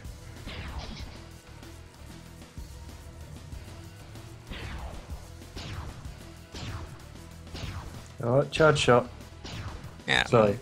60 seconds ago, charge shot. Yeah. Oh, it wasn't time ripping because I you were was hitting the stunned. stealing button. I did that a couple times, but then I was stunned. So Oh, okay. I killed 2 of them with time rip, but now I'm like 12% health. Very little health. I'm running away now. Hey, there's my minion. He showed up. He finished the guy off for me. Hey, look, here's a health refill item. I should get that. I kind of wish there was a health refill, the health item hotkey. I'm gonna be honest. I really wish there was. Yeah, I've gotten that feedback before, and I've done without the hotkey because I don't want people spamming it in the middle of a fight. Yeah, but it's like a cooldown on it, a couple second cooldown at least.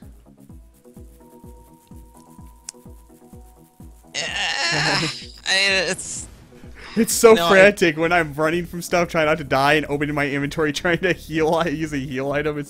It's crazy. Which you might consider a good thing, but I don't know if I do. But you know, it's a thing. Yeah, I want players in the heat of battle to be relying on, their tactics and their weapon and their stats, and not how many health consumables they have in their inventory. Say, if you need to use a health consumable, I want a person to, have to open the inventory and kind of like focus on using that item. You can hide behind something real quick, open up your inventory, right click it a couple of times, but just that kind of disconnect between using a health item and being in battle, not doing 2 things at the same time. This is actually what I got a hoverboard. Does this go installed to use? I don't remember.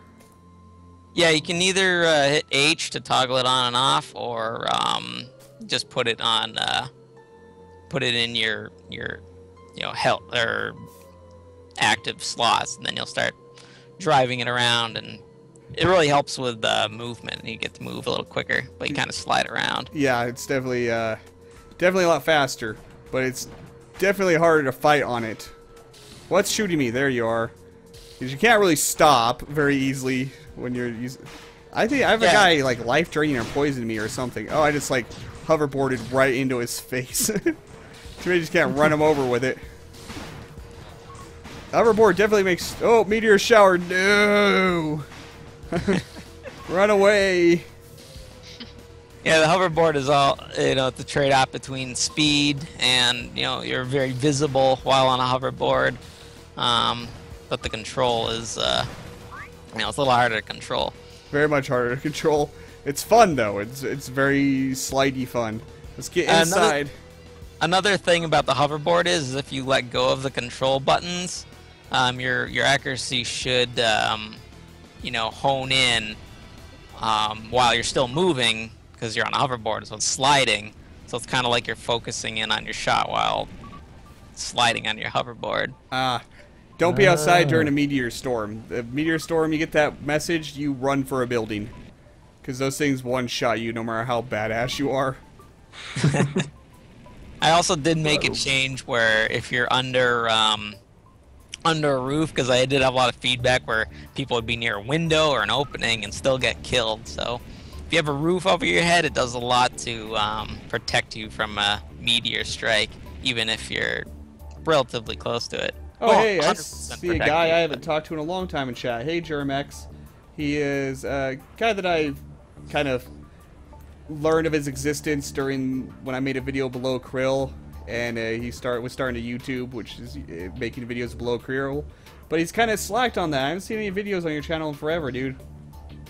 But he also voiced the trailer for Below Krill, which is quite entertaining, and that will be relevant later in this podcast, actually. So it's good timing to show up. Let's go. Okay, the meteor shower ended, so I can go outside, but now it's raining. Does rain have any kind of negative effect on you, like your movement speed or anything? I was always wondered that. It actually has a positive effect. It quiet sounds you make. So it makes sneaking easier, huh? I haven't used stealth at all, but I can hit. What is the stealth button? I think it defaults to shift. Shift is sprint, isn't it? Yeah, shift is sprint. Oh wait, I changed that myself because shift being sprint needed to be a thing. So yeah. So I don't know. Whatever you changed it to, I guess. Let's see here. It won't do a whole lot for you if you don't have any points and. Yeah, but there's stealth. You can play this as a stealthy robot if you want to. I can go into stealth mode, but I have 0 points in stealth, so it only barely does anything. Yeah, it will silence your steps even if you have 0 points in stealth. So, if you're going through a building, you could still put on stealth mode, and the guys wouldn't hear you walking through the building at the very least. And I think we're gonna wrap up the time of playing 3089. It is a wonderful game. You should go buy it. Isn't it gonna be on Steam soon? Didn't it get greenlit, or was that your previous game that got greenlit? Both games got greenlit, and 3089 will be on Steam. I'm shooting for early January. I'm just getting all the pieces together and getting together a final build, or not final build, but a build. What is the price of 3089? I don't remember because I originally picked it up during Indie Game Stand sale, so I didn't pay full price because I'm a scumbag. So it's $9.99. And it's on Desura, or you can get it on the developer's website, which you can go ahead and toss into the chat. Alright. And say it out loud as well for the people watching this VOD, where they can find this game. 3089game.wordpress.com. And that is the link. And it's on Desura, it's on Gamersgate, it's on Indie Game Stand, and the one I like the best is BMT Micro through my website. Is it on Humble? I don't remember if it's on Humble or not. I haven't gone into Humble yet. I've heard good things about it, but I just haven't contacted them to get it up there. See, because unfortunately a lot of people don't like BMT Micro just because it's something they don't see and know, so a lot of gamers will always default to something they've heard of, being Humble. Right, of course. I mean, Humble's that's one more of the known than BMT, unfortunately, but... Yeah, so... And, like, Steam is, what everybody knows. The top dog, yep. Right, so, that's why it's good to have all these different be on as many distribution platforms as possible, so the gamers will have the game on the one that they like. I say I like BMT Micro because it's the easiest one to update. I can just upload one file to BMT Micro and people have instant access to it. Yep. It's definitely a more convenient one, but unfortunately the less well known. Oh yeah, I mean with Steam though, that it does have instant access now. I've realized with 3079, so that one I recommend as well. That is Once good. once 3089 gets up on Steam, which So do you plan hopefully on will doing be. Steam trading cards in the future? Yes, actually, the Steam trading cards for 3079 are done and awaiting approval with Steam. I think those guys are really busy with all the holiday sale stuff. And I do have an awesome artist who's the same guy who did the textures and trading cards for 3079. He's uh, racing, working his ass off to get the trading cards ready for 3089 for day one. So I'm hoping everything will come together for the Steam release for 3089. I'm getting call issues. What's going on here? Who can? Call. Maybe it's AJ Smith. Yeah, it's AJ Smith. Her internet issues that she predicted would happen have happened, unfortunately. No. So she might show back up at some point in the near future. We hope. She is apparently on AOL. So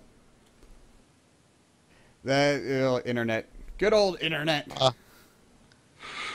But at least I was hoping we didn't get like, I didn't drop everybody's when I heard that sound. I was like, oh god, what happened? Still here. Okay, so Steam trading cards, great, because I love selling those to make money to buy more games. So I don't, Yeah. I never collect them. I sell them. I never even knew they were a thing. Like, I was all excited. It's like, yeah, 3079's on Steam, woo! And then all of a sudden, everybody in the discussions board is like, where's the trading cards? I want trading cards. It's like, what? What are you guys talking about? I don't get the people that spend money on trading cards to collect them and make a badge and get a profile thing. I'll probably actually collect the trading cards for and make the badge for Our Darker Purpose, because I love the art style, so I like the trading card art style, and the profile wallpaper right thing, will be that art style, so I might actually do that for that. But every other game, I just sell them to buy more games. I've bought at least 10 games by selling trading cards. That's pretty sweet. Yeah, Totally usually on respect sale people. games that are a couple bucks on sale, but still. Yeah, so. But I mean, just recently learned it's actually the selling of trading cards. Actually, a cut of that goes to the developers, so it's actually a revenue stream for you, isn't it? Yeah. That was one of the reasons why I was like, you know what, I should probably make these things. It might be only a few cents per trading card sale, because Yeah, I don't know. I mean, the people really want them, and I have an artist who's done some amazing work, and I want to give him some recognition and get his cards up there, and I hope the people like them as much as I like them. Yeah, I only recently realized that. I saw a mention of that somewhere. Because whenever you sell a trading card on the Steam market, it's a 15% cut taken by Steam, but that cut's actually split between the developer and Steam. I'm not sure what the split is of that 15%. But so every time you sell cards, you support the developer. So don't make stupid badges. Just sell them to people that want to make stupid badges that are pointless. Because if you just use them, you're not, then that no money goes to the developer. But then again, you can only gain half the trading cards yourself, so it forces you to have to buy them off the Steam market or to be able to make those badges, which is good. If you gain all the trading cards yourself, then there would be no trading whatsoever. And so that's a great way of doing that, because no matter what, if people want to make those badges, they have to buy them, which again, a portion of that sale goes to the developer. So I really like that system. It was Yeah, they've got a nice always little economy going. was it? Yeah, they do. Yeah, it was always geeky. The guy who made Vox, he was tweeting about trading cards, and he tweeted, he's just like, yeah, no, I don't think I make any money for these trading cards. I just think they're cool. And like a couple minutes later, it's like, yep, I guess I do. If you have an extremely popular game, the more popular it is, the more people that are getting the trading cards. Definitely can be a fairly significant revenue stream. If your game doesn't take off massively, it's probably not going to amount to much. But I still give Steam props for them giving the developers another revenue stream with that entire system. So, Well, it sounds like it also gives players a revenue stream when they're playing the game. Exactly. They're getting trading cards, which they can turn around and sell. So, yep, I've probably made about $30 total off of trading cards, and that's netted me at least 10 games, because I buy the games when they go on massive sales, like the winter sale. Like, as I said, I use my Steam wallet cash for Shadow Warrior today to buy that Shadow Warrior sale. So I'm about out of games that actually I can gain trading cards from still, though, unfortunately. I have like 3 games left that have trading cards available. I'm like, oh, my cash cow is running out. Well, anyway, we were starting to run out of time. Jeez, I messed around too much in 3089, I guess, because it's a great game. I'm going to end up playing a lot more of it now that I've seen how much has been added to the game, actually. I'm going to get sucked back into it, and I blame you, Phroot. It's entirely your fault. My bad. So if I don't make any videos for a week, tweet That was angrily at Phroot. completely not my intention for gamers to get sucked into my game. Yeah, right? Of course not. Yeah. You're a bad person. So we Bad are going person. to move to what's normally the Kickstarter highlight, but I couldn't find any interesting Kickstarters, and I realized I should quit discriminating against other crowdfunding platforms. So we're going to look at an Indiegogo campaign going right now that I hinted towards with Germex a moment ago. That he actually voiced the trailer for this. This is Below Krill, a game I covered quite a while ago on my channel. It's very interesting. So let's go ahead and look at the trailer real quick. Let's just be quiet for a second for the trailer. Quest of discovery Oh. in a constantly growing world. The world is crafted entirely by players. How will you leave your mark? Fight evil. Level up. Unlock skills. Do quests. Learn moves. Extinguish light. Get surprised. Surprise others. Meet friends. Think fast. Listen to music.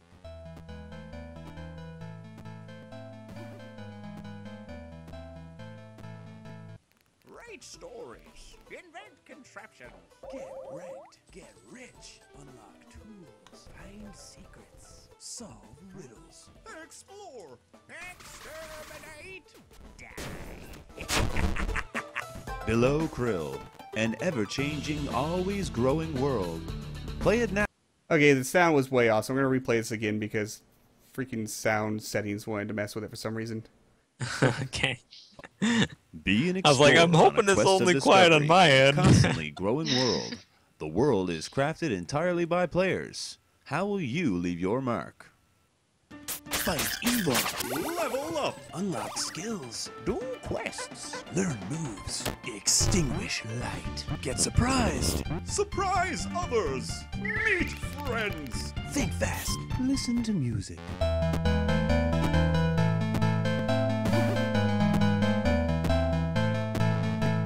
Write stories. Invent contraptions. Get wrecked. Get rich. Unlock tools. Find secrets. Solve riddles. Explore. Exterminate. Die.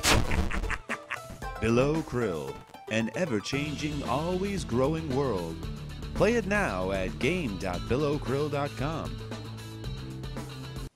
And that's Below Krill, which is voiced by Germex that just randomly decided to show up in the stream today when I was going to show that. That's actually very ironic and interesting. But he started doing YouTube stuff for Below Krill, and he hasn't really been doing much YouTubing lately, but he is very active in the Below Krill community, and the devs got him to voice the trailer, because he does all kinds of funny voices. So, he's a great guy. And the game is wonderful. This game, I covered it on my Free Game Friday a while ago when it was in open alpha because it was completely free back then. You can still play it for free, but there's some limitations on the free accounts, but it's not some microtransaction BS. It's just one purchase to get an unlimited account, $10, bam, no, buy this pretty thing, and you can't do anything unless you buy this. No, it's not that kind of game, but it is a global crowd-forged platformer. There's only a handful of levels in the game that actually were made by the developers. The rest are made by players. It's a giant world that you can claim a square of to make your own level, which, being that it's 90%, 99% user-generated, some of those levels are freaking diabolical. People make some really hard levels in that game. Some really hard levels. And built-in game editor, level editor, which is really interesting, but you can't just like, oh, go claim anything. You actually have to buy the plot, and you make money by completing other people's levels. Getting to the shrine gives you money, and you use that money to buy the plot of land to make your own level and buy the different tools and things you can place in that level. So you actually have to play the game to get everything unlocked to be able to make your own really interesting levels. You also progress through the game, get levels, and get new abilities for the platforming part of it, not the building part of it, that then can be used at the more complex levels that are...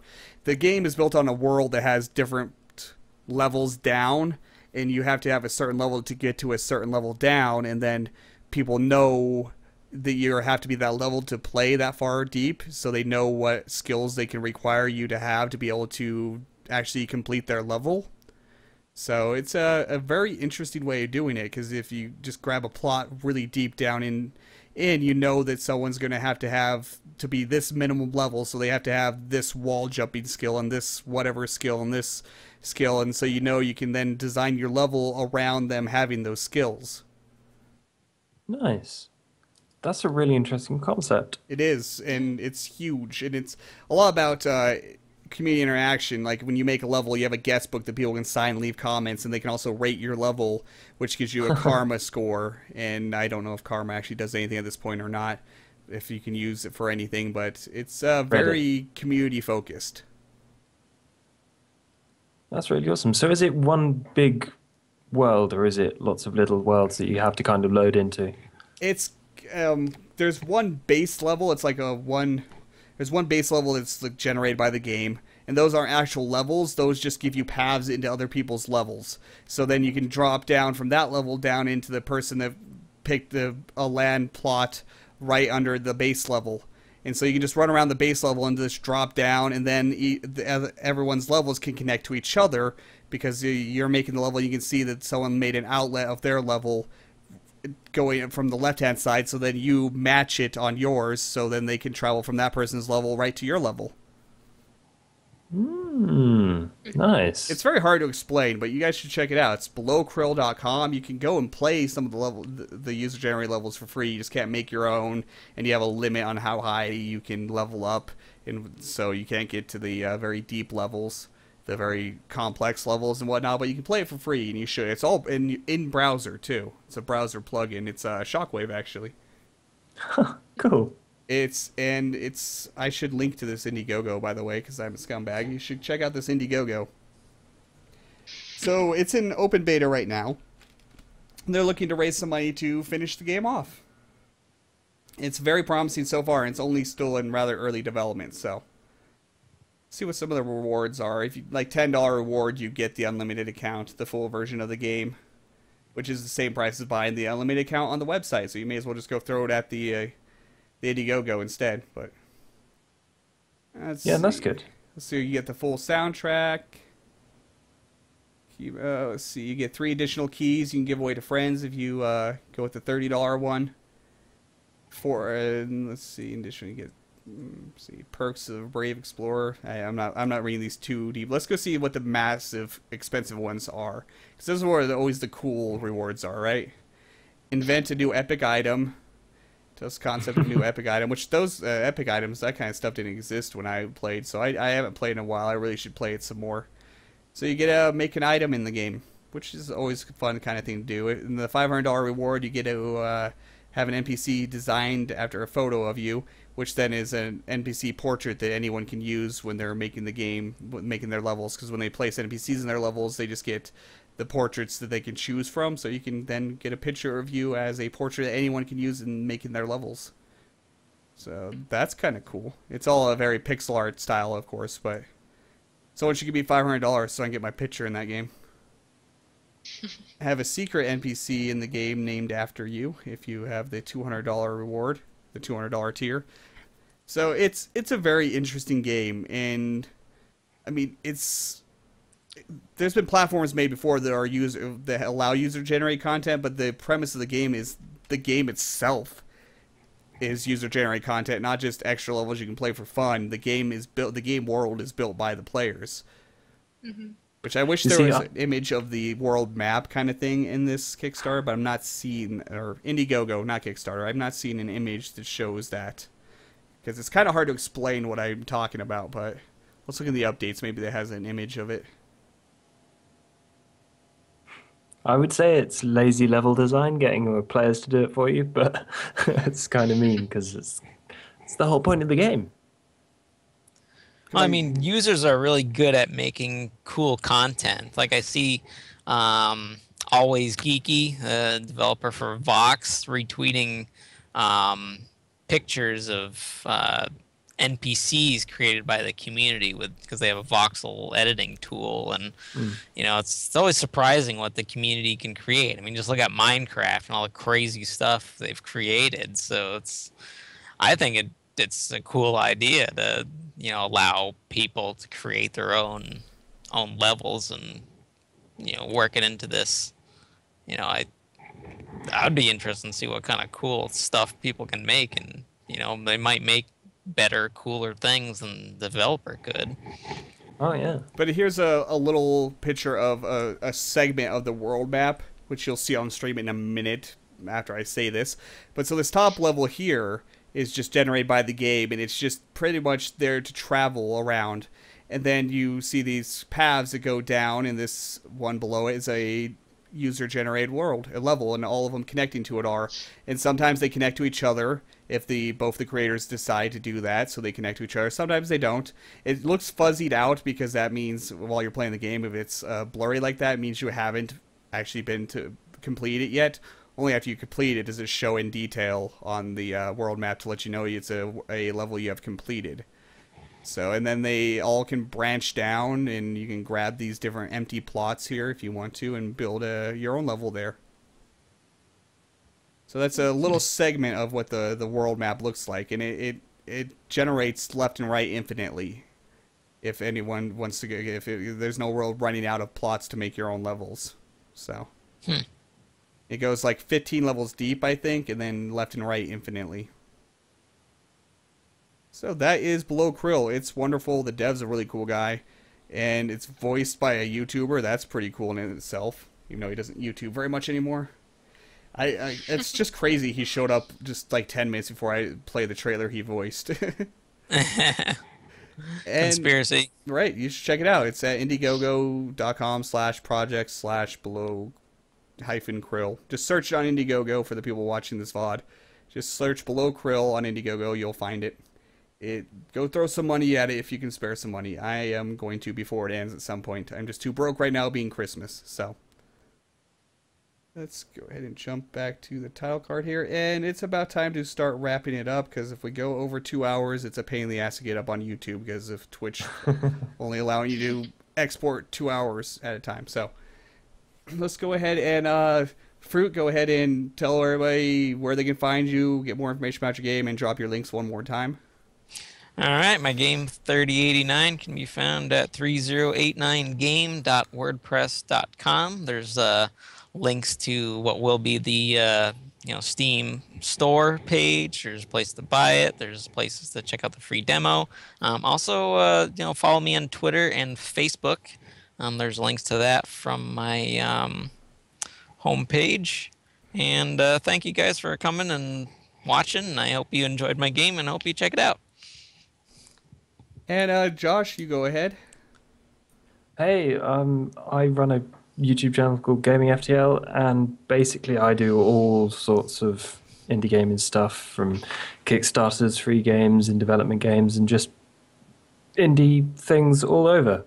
So yeah, if you enjoy that sort of stuff, youtube.com/GamingFTL. Hopefully you enjoy what you see.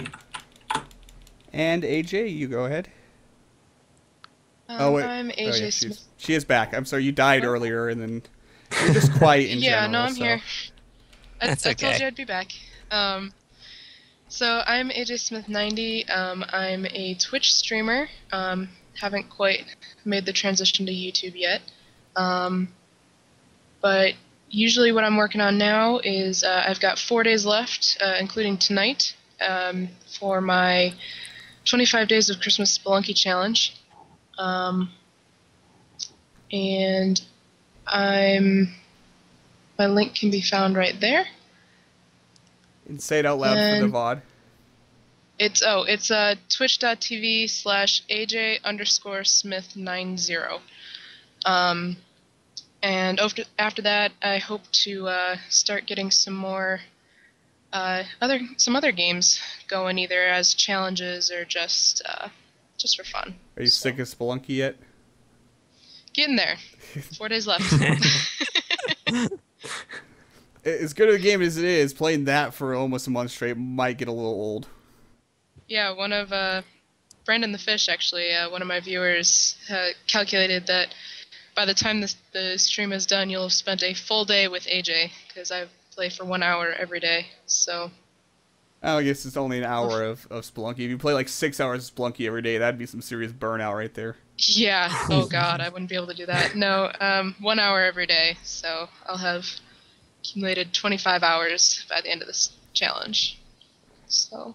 Alright, and I'm Nice. Fedora Gamer. You can find, if you're watching this VOD, you're already on my channel and you should subscribe. If you're watching this on Twitch, you're already on my Twitch channel, so you should hit that follow button as well. But anyone on Twitch that doesn't know what my YouTube channel is, the link is right there. It's youtube.com/Fedora Gamer with a 4 for the A in gamer, which is always awkward to say out loud. I don't know why I say it out loud. If they're watching the VOD, they already know where it's at, I guess, so that's kind of pointless. But I cover lots of indie games. My channel is indie game exclusive. I play in lots and lots of indie games, Kickstarter games, free games, in development games, full release indie games, just indie games. I'm drowning in indie games over here, and it's wonderful. So you should check me out there. And thank you for watching the Randomly Generated Podcast. It's always a pleasure when you guys come and join us for this. And thank you, both Phroot and AJ and Josh, for joining me this week. Thank you for hosting. It's been awesome. Yes, thank you. Goodbye, everybody. Goodbye. Bye.